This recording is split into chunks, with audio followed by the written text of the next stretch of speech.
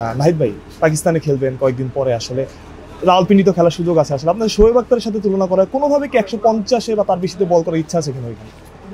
না আসলে ভাই পেস ধরেন ম্যাটার বাট আমি কখনো পেস নিয়ে চিন্তা করতেছি না, কারণ অ্যাকুরেসি যদি আমার ঠিক থাকে আমি ধরেন অ্যাকুরেসি দিয়ে যে কোনো উইকেটে স্কিল কিংবা অ্যাকুরেসি থাকলে আমি ওইখানে ধরেন সার্ভাইভ করতে পারবো। তো পেসটা হচ্ছে ধরেন কিছুটা হার্ডওয়ার্ক কিংবা পেস এটা ধরেন আমাকে বুঝতে হবে যে কোন উইকেটে ইউজ করতে হবে কিংবা কোন সিচুয়েশনে। তো পেস নিয়ে কখনো চিন্তা করতেছি না, নিজের ফিট থেকে কেমনে সামনে এগিয়ে যাওয়া যায়। আর যেহেতু শোয়েব আখতারের সাথে আপনার পেসের একটা মিল আছে আসলে পাকিস্তানে যেমন শোয়েব আখতারের সাথে দেখা হলে টিপস নেওয়ার ইচ্ছা আছে কিনা আবার দেখা করার ইচ্ছা আছে কিনা?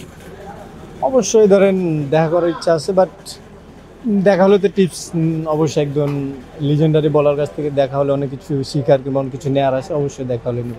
পিএসএল খেলতে যাবেন এর পরের গোলটাকে আইপিএল কেনা কোনো হবে যে আসলে আমার গোল হচ্ছে একটা যে ন্যাশনাল টিমে খেলা, এবং সেটা খেলছি। যদি এখানে আমি ভালো করে ইনশাল্লাহ সামনে সব জায়গা থেকে অফার হবে। একদম শেষ প্রশ্ন আসলে অনেক তরুণ ক্রিকেট আইডল এখন নাহিদ রানা আসলে নাহিদ রানার আইডলটাকে পেজ বলি আসলে আমার আইডল হিসাবে কেউ নাই, ধরেন এমনি জাস্ট ছোট থেকে নিজের ন্যাচারাল বোলিংটা করে যাচ্ছে। আসলে আপনার শোয়েব আখতারের সাথে তুলনা করা কোনোভাবে কি 150-এ বা তার বেশিতে বল করার ইচ্ছা আছে কিনা ওইখানে?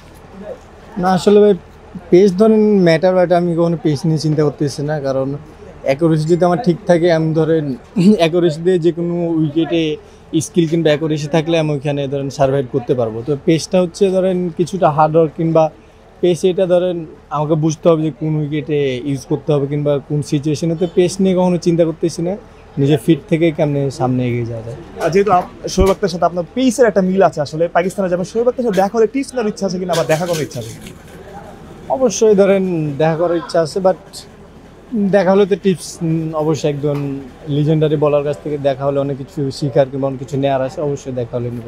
পিএসএল খেলতে যাবেন এর পরের গোলটাকে আইপিএল কেনা কোনো হবে যে আসলে আমার গোল হচ্ছে একটা যে ন্যাশনাল টিমে খেলা, এবং সেটা খেলছি। যদি এখানে আমি ভালো করে ইনশাল্লাহ সামনে সব জায়গা থেকে অফার হবে। একদম শেষ প্রশ্ন আসলে অনেক তরুণ ক্রিকেট আইডল এখন নাহিদ রানা আসলে নাহিদ রানার আইডলটাকে পেজ বলি আসলে আমার আইডল হিসাবে কেউ নাই, ধরেন এমনি জাস্ট ছোট থেকে নিজের ন্যাচারাল বোলিংটা করে যাচ্ছে। আসলে আপনার শোয়েব আখতারের সাথে তুলনা করা কোনোভাবে কি 150-এ বা তার বেশিতে বল করার ইচ্ছা আছে কিনা ওইখানে?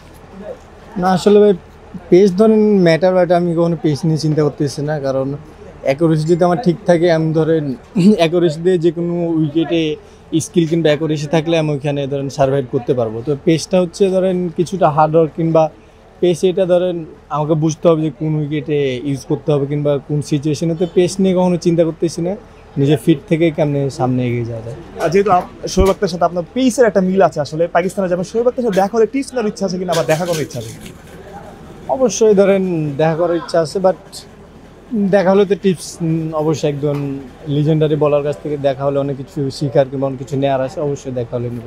পিএসএল খেলতে যাবেন এর পরের গোলটাকে আইপিএল কেনা কোনো হবে যে আসলে আমার গোল হচ্ছে একটা যে ন্যাশনাল টিমে খেলা, এবং সেটা খেলছি। যদি এখানে আমি ভালো করে ইনশাল্লাহ সামনে সব জায়গা থেকে অফার হবে। একদম শেষ প্রশ্ন আসলে অনেক তরুণ ক্রিকেট আইডল এখন নাহিদ রানা আসলে নাহিদ রানার আইডলটাকে পেজ বলি আসলে আমার আইডল হিসাবে কেউ নাই, ধরেন এমনি জাস্ট ছোট থেকে নিজের ন্যাচারাল বোলিংটা করে যাচ্ছে। থ্যাংক ইউ আসসালামু আলাইকুম।